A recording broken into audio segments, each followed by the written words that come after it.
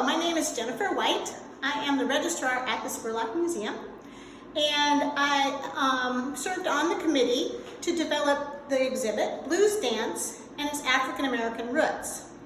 This exhibit, although the museum is closed right now, this exhibit will be open through November 15th, so I'm sure you'll get a chance to come by the Spurlock and take a look at it.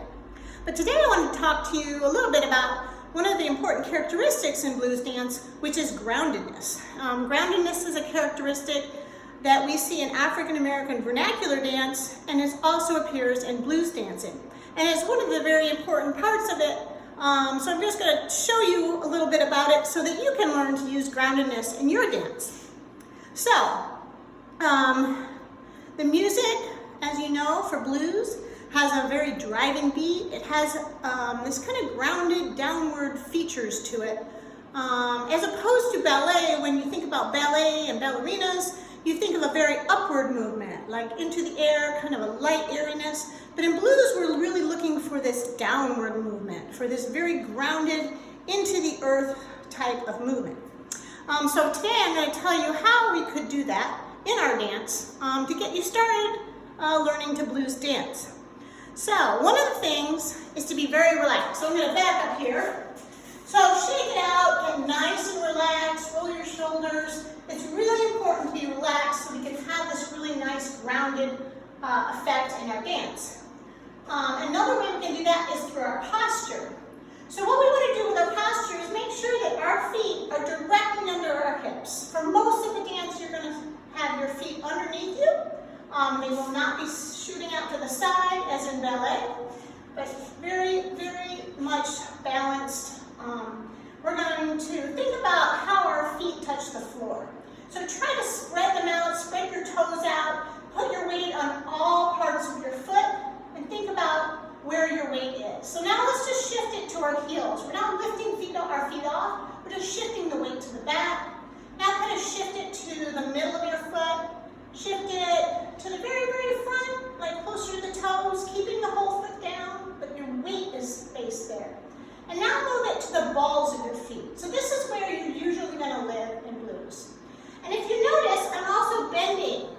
So the posture in blues is going to be this very grounded, basic posture with a slight bend in our knees and a slight bend back in our hips. So we're slightly tipped forward.